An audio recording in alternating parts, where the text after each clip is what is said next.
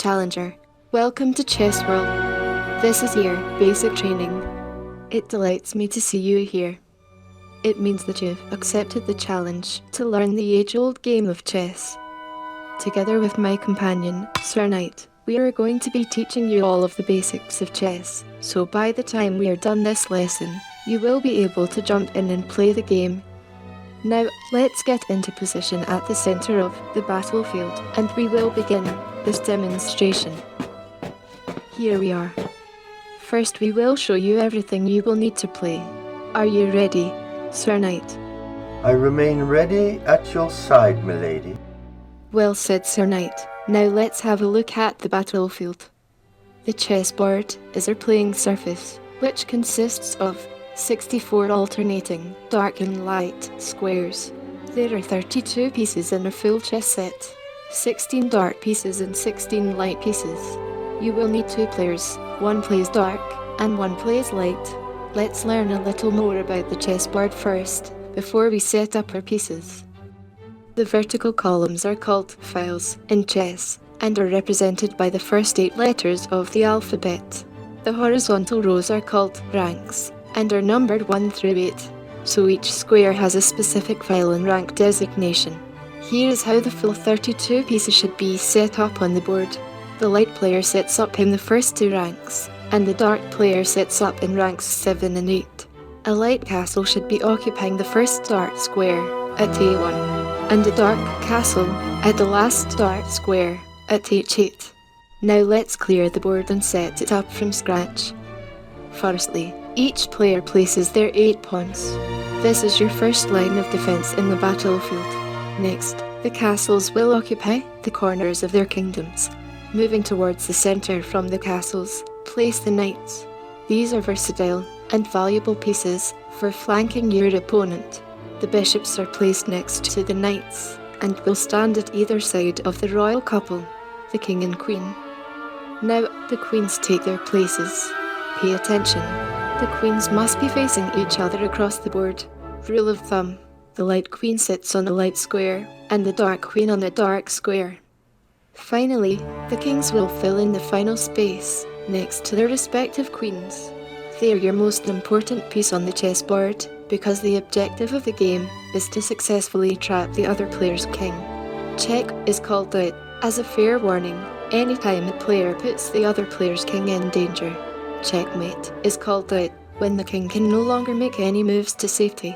Once a player has accomplished this, they have won the game. Traditionally, it is the light player that makes the first move to start the game. Sir Knight and I will clear the field so we can show you how each chess piece moves. Knowing the moves of each piece is key to playing the game and applying your attack and defense strategies. We will begin with the first line of defense, the pawns. Imagine they stand at the front line of the battlefield with shield and pike. A pawn can move in a forward direction by 1 square, holding the shield wall for a strong defense. On any pawn's first move, they can choose to charge. That is, they can move by 2 squares forward instead of 1. A pawn can attack in a forward diagonal direction by 1 square on either side with their pike. The castles are the cornerstones of their kingdom. They can move and attack in a straight line across the board, moving as many squares as they need as long as there are no obstacles. You cannot move through other pieces, so at the beginning of the game, the castles will be confined to their corners until there is room for them to move. There is only 1 chess piece that can move without restriction, which brings us to the knight. In a battle, the cavalry is used to charge and flank your opponent. This is reflected in the unique way the knight moves, in an L shape across the board. This allows the knight to get around any obstacles, making them very valuable assets for applying strategic moves to your game.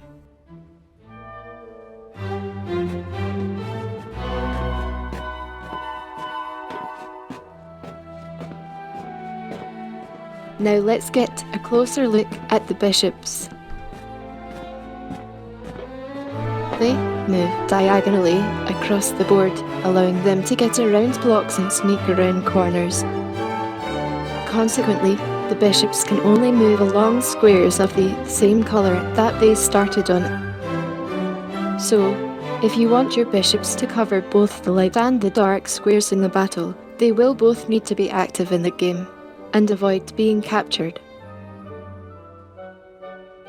The queen is your most powerful piece in the world of chess. She combines the movements of the castles and the bishops. That means she can move in a straight line or diagonally in any direction, giving her the full run of the board. No other piece is as capable and is equipped to protect the king than his queen. She is a powerhouse in the game, but a wise queen will make her moves carefully. Losing her in the battle could cost you your victory. The king is the crown of the kingdom and the key piece to the game. Successfully trapping the opponent's king while keeping your king safe is the only way to claim a victorious checkmate in chess. The king can move in any direction by one square as long as he does not move into danger. He must play a position of defense. However, do not let this fool you. The king can attack in the same way he moves. So if you decide to go square to square with the king, he can go on the offensive if it is the best defense. If the conditions are right at any time, on a king's first move of the game, he can perform a special defensive move called castling. If at least one of the castles is still sitting unmoved in its corner and the squares between them are unoccupied, that castle can move next to the king's square and allow the king to escape and swap his position behind the safety of his castle walls. The king is not the only one with a special move. The often underestimated pawn can perform the most amazing move of the game, a complete transformation. If any pawn makes it successfully to the other side of the board, they can be promoted to any one of the major pieces, with the exception of the king, of course. I recall my promotion at the height of a glorious win. Truly, promotion, Sir Knight. So, you were once a pawn. 'Tis true indeed, milady. I earned my knighthood on the field of battle. Congratulations. But I am curious. Most people choose a queening for their promotion. Why did you choose a knighting? Strategy. It was that very choice that secured our immediate victory in the game. And on the subject of special moves, just prior to my promotion, I had the fortune to perform a rare pawn move called en passant that can only be used against another pawn's charge, if you're in the proper position on the field. Oh wow, that sounds like a thrilling chess battle, Sir Knight. Perhaps you could provide some of the highlights as an example for our brave new challengers. It would be my great pleasure, milady. There I was, a seasoned pawn in position at file and rank F2, in front of the king's bishop, with a spirited charge from my fellow pawn at B2. The opening move was made, and the game was afoot. The battle began in the standard fashion, both sides positioning on the field. But things quickly took a dark turn, with an early takedown.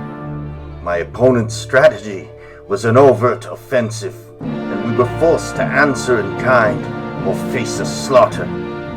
It was a brutal clash, with both sides taking losses. Both queens had fallen, the entire cavalry captured, and the battlefield was becoming bare. Our strategic options were thinning out. I had an idea, but I would need to make a bold move. So I left my post and charged toward the enemy territory. I knew I had to get to a better position to increase our chances at victory. My plan was to push forward as far as I could go and wait for my chance. And that day, fortune answered my call. The enemy's pawn charged to land next to me. Because he had crossed my attack zone and not past my rank position, if my next move was an attack, I could perform an en passant, which I did. The king himself tried to block my approach, but the castle forced him back. We were gaining the upper hand now, and securing our position. Our opponent was now in a desperate race to get to the other side, but it was too late. My team was in place for the win. Knight me! The king was trapped, blocked by his own pieces in front. The castle covered the back, the bishop held the sides, and I had the king square for a successful checkmate and victory. Thank you for sharing that glorious tale, Sir Knight. That was the most dramatic and exciting chess match I've ever heard. Now, Challenger, it's your turn to experience the wonderful world of chess. You now have the knowledge you need to play. If you're still not ready to face a seasoned player, then find a friend who is willing to learn the game with you, so you can enjoy building your chess skills together and move forward with confidence.